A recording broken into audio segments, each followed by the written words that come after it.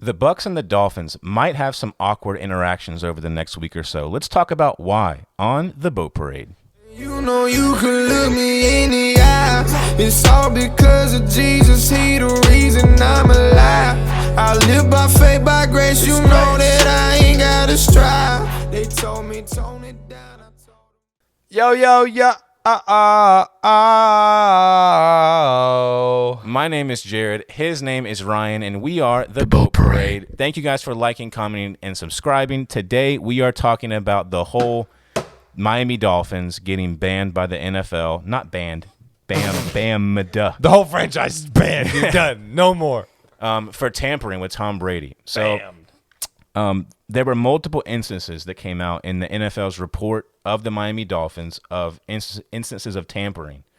So tampering is when somebody is under contract with a team, not like tampering, messing with another player, communicating with them while they're under contract with another team. So this goes all the way back to preseason camp 2019 when he played for the Patriots.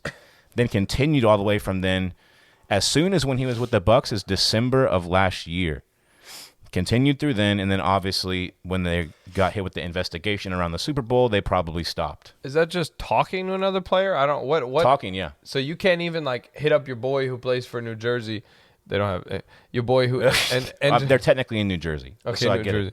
it. You can't hit up your boy who plays for the Rams and be like, "Yo, nice game." Or like when does it become tampering? When you're enticing them and talking about you coming to another team. That's tampering. Wow. So what was happening was, and I'll read the report. The report said this.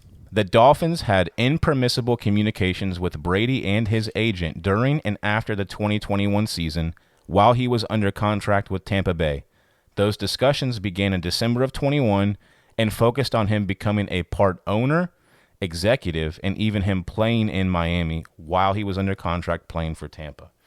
So that's the situation that was going on. And people were talking about it in the offseason. Oh, Tom Brady is not coming back to Tampa Bay. He retired. He's going to go down to Miami and do his thing down there. But he was like being invited on yachts and stuff by the owner so they could go play for Miami. Wow. That's pretty crazy. It's one of those things where like my initial response first is like, dang, because it's Brady. So like you want to say something, but like you don't.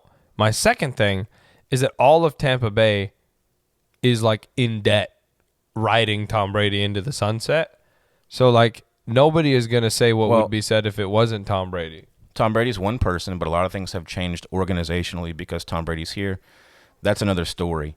Tom Brady's not going to get in trouble at all for participating in these conversations because tampering in the NFL is placed on the responsibility of the team, meaning if the Miami Dolphins reach out to Tom Brady while he's under contract with somebody else, that's tampering. If Tom Brady reaches out to the Dolphins, it's the Dolphins' responsibility to report that to the NFL. So could the Dolphins get in trouble? Well, they are, and what happened was the owner was suspended for a certain number of games.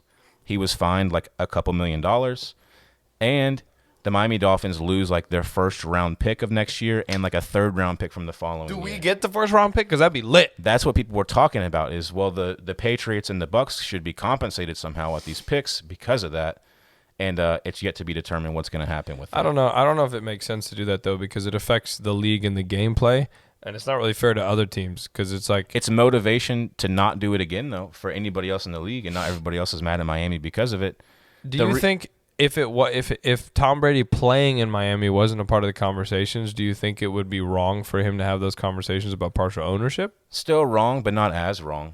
Thinking, not who like cares legally. What the guy does after he's retired? Well, he's not going to Miami. He's going to go be a TV broadcaster because they already offered him like a lot of freaking money for it. He already agreed to that joint. The reason why I said that things could get awkward between the Bucs and Dolphins is because the first preseason game is against the Dolphins on August 13th. In Miami, right? And no, here in Tampa. And then are we going? No, we're not. Preseason games stink. We've talked about this. Apparently, they're like it's a hot game. I saw some post that was like somebody was tweeting, you remember the days where you couldn't give tickets away to regular season games? And then now it's like expensive to go to a preseason game, which is wild. Because you're going to go see Tom because he'll play 12 snaps in this game. And then he probably won't play in the second or third game very much at all, if any.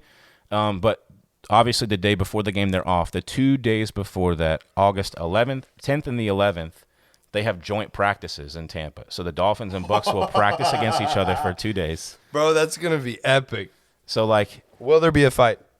Usually there are some kind of fight or scrap in joint practices. They're scrapping. I want to see Leonard Fournette just like, pow! You don't want to see that because then they could get in trouble. But yes, Lenny, I get what you're saying. Don't do it, Lenny. So in closing, how should Bucs fans feel about this? In closing, how should Bucs fans feel about this? Well, first, the Dolphins stink as an organization. Bro, there's so many different allegations that are coming out with the whole Brian Flores thing. They've had a history of shady things going on it's in Miami. Well, yes, but then the Dolphins are also a part of that as being shady as well. Is there any hope for any sports team in Miami? The Heat have been pretty good. Outside of like LeBron James and Shaquille O'Neal, how have the Heat ever been good? They went deep into the playoffs last year. So how do you feel about that? And you know who didn't go that deep? The Panthers. The second thing is that the Bucs shouldn't be salty that Tom Brady had a side chick going on. They should be happy that he's back. See, that's exactly the point I was trying to make earlier. Is like you find out that your newlywed wife is playing around, with your nasty cousin who lives in Miami. But she's a breadwinner. You know what I mean? She makes $30 million a year and splits even with you. But he's like, nah, I'm gonna come back and be faithful. So we're like, let's go, Tom. It's like, yay, Tom. He's, he made the right choice, and we're happy about it. I think the whole thing is pretty crazy. I'm glad that Miami is getting what they deserve because they do some shady things down there. Shady, man. Sorry, Bubba, my friend that loves the Dolphins, but they stink. There's shade everywhere in Miami. There's just shade. You walking down the street, shade. It's Bucs season. Let us know what Bucs content you want to see. Thank you guys for liking, commenting, and subscribing. And we'll see you guys next time on The Boat Parade. You know you can look me in the eye. It's all because of Jesus. He the reason I'm alive. I live by faith, by grace. You know that I ain't gotta strive. They told me tone it down.